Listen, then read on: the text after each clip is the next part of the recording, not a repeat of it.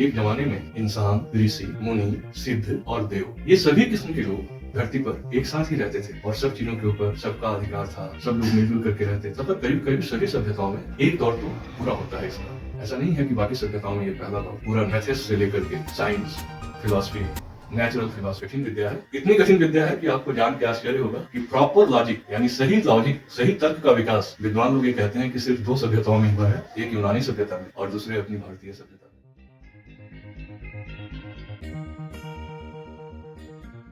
तो आज हम अपने YouTube चैनल लॉजिकल इंडियन शुरुआत कर रहे हैं। ये इसके विधिवत शुरुआत है, आप कह सकते हैं औपचारिक या फॉर्मल शुरुआत। आप में से सबको पता होगा कि अमेरिका में एक पत्रिका है साइंटिफिक अमेरिका, उसी के तर्ज पे हमने अपने इस YouTube चैनल का नाम लॉजिकल इंडियन रखा। अक्सर ये कहा जाता है और लोगों को एक गलतफहमी भी है कि भारत में तर्क या बहस की परंपरा नहीं थी कभी, मगर ऐसा नहीं है। बहुत सारी बातों की तरह इस बात में भी सिर्फ आधी सच्चाई कुछ और है। आधी सच्चाई ये है कि शुरुआत में जब भारतीय सभ्यता की शुरुआत होती है तो इस तरह की बहसें हमें बहुत अच्छी मिलती हैं। वेदों में, उपनिषदों में बहस की बड़ी अच्छी परंपरा थी, तर्क की बहुत अच्छी परंपरा। और महान अर्थशास्त्री और विद्वान अमर्त्य सेन ने तो एक किताब भी लिखी है द आर्गुमेंटेटिव इंडियन। उसका मतलब ही है कि बहसबाज भारतीय। तो ऐसा नहीं है कि तर्क की परंपरा हमारे यहाँ थी, मगर बाद में कुछ वजहों से, उन वजहों की बात हम आगे चल के जैसे जैसे मौका मिलेगा करेंगे। यहाँ पे तर्क की परंपरा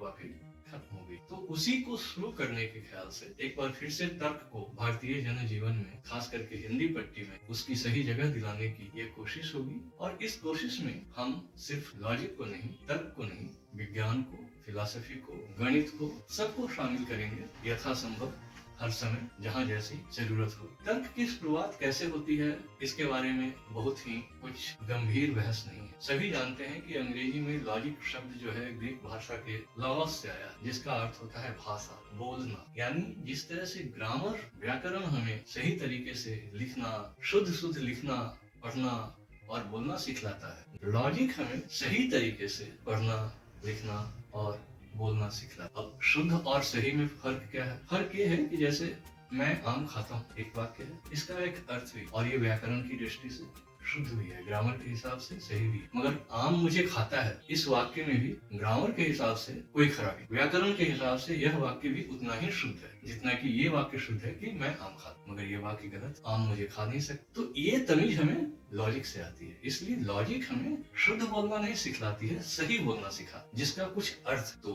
इस तरह से हम लॉजिक की पढ़ाई में आगे बढ़ेंगे। लॉजिक की शुरुआत ही तभी होती है जब हम सही बोलना शुरू करें। बोलना हमने कब शुरू किया? यकीनन जब हम बंदर से या बनमानुष से किसी समय में इंसान बने होंगे तो हमें अपनी फिक्र रही होगी, दूसरों की फिक्र रही होगी। शुरू में तो शायद सिर्फ अपनी ही फिक्र थी, और जब भी हम पर कोई मुसीबत आई होगी तो हमने किसी और को पुकारा होगा। पुकारने के लिए हमने भाषा का इस्तेमाल किया होगा। फिर जिन लोगों से हमें प्रेम था, उनके ऊपर कोई मुसीबत आई होगी, उसकी वजह से भी, उसको बचाने के लिए भी हमने कुछ और लोगों को पुकारा होगा। उस सिलसिले में भी हमारी भाषा बनी होगी और हम धीरे धीरे बोलना सीखे। और ये इसलिए हुआ, बाकी प्राणियों के मुकाबले हमने बोलना इसलिए सीखा, ज्यादा सीखा, क्योंकि हमें अपने से और दूसरे लोगों से खास प्रेम था। तो उस प्रेम की वजह से हमने भाषा सीखी, और प्रेम की वजह से ही हमने भाषा को आगे बढ़ाया, लॉजिक को आगे बढ़ाया। और जब हमारे अंदर भाषा हुई तो हम अपने प्रेम को और भी बेहतर तरीके से व्यक्त करने लगे, कहने लगे। और जब प्रेम को बेहतर तरीके से कहने लगे तो फिलॉस का जन्म होता है,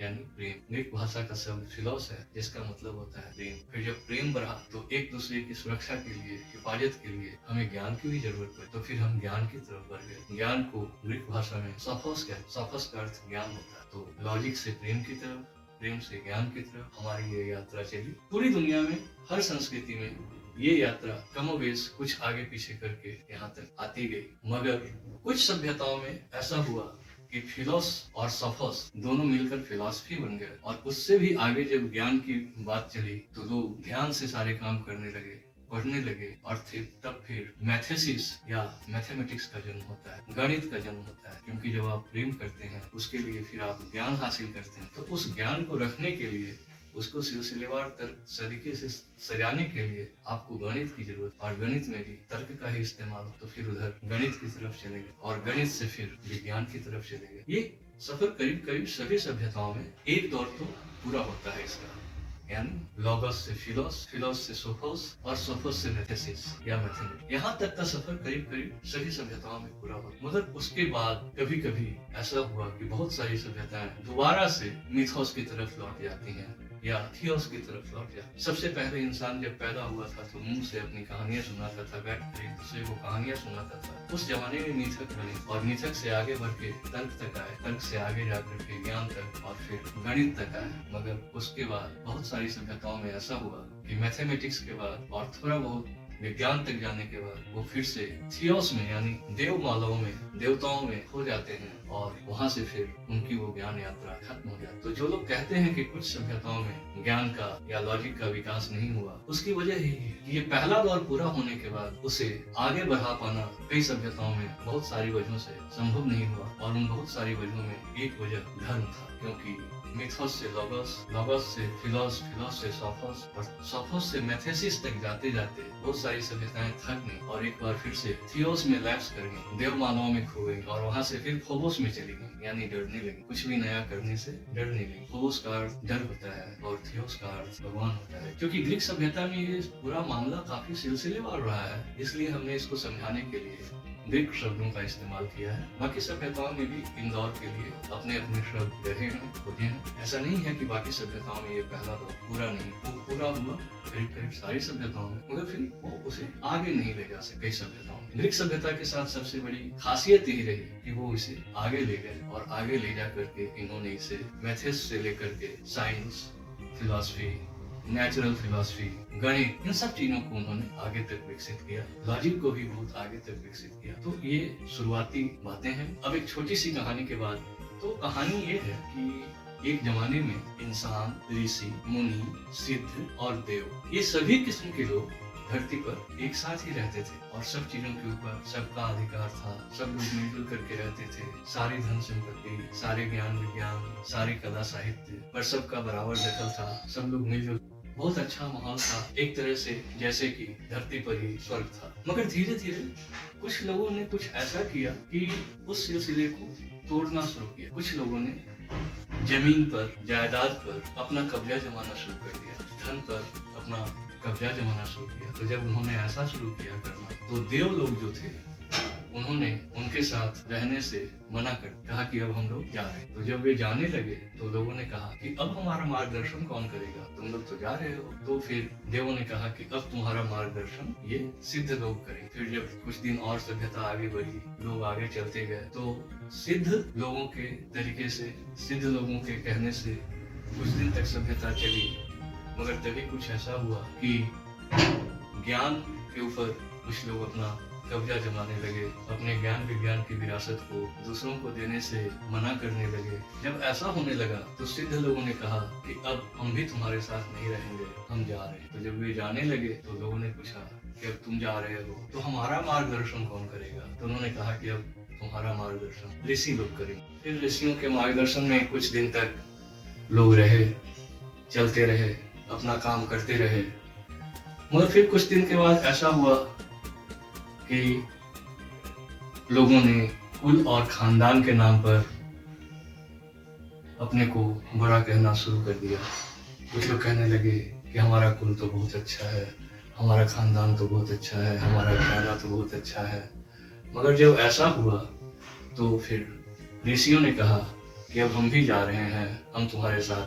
तो सिद्ध ऋषि लोग भी जाने लगे। तो जो लोग बचे थे, मुनि और इंसान, उन लोगों ने कहा कि अब तुम भी जा रहे हो तो हमारा मार्गदर्शन अब कौन करेगा, हमें कौन रास्ता दिखाएगा। तो ऋषियों ने कहा कि अब तुम्हारा मार्गदर्शन ये मुनि लोग करेंगे। फिर कुछ दिन आगे बातें चली। तो उसके बाद तब तक सभ्यता काफी तथाकथित रूप से आगे बढ़ चुकी थी और कुछ लोगों ने धन के आधार पर एक दूसरे को नीचा दिखाना शुरू कर दिया। जब ऐसा होना शुरू हो गया तो फिर ये हुआ कि मुनियों ने भी कहा कि अब हम भी जा रहे हैं, हम भी नहीं रहेंगे तुम्हारे साथ। जब ये हुआ तो सिर्फ इंसान बच गया। इंसानों ने कहा कि अब हमारा रास्ता कौन दिखाएगा।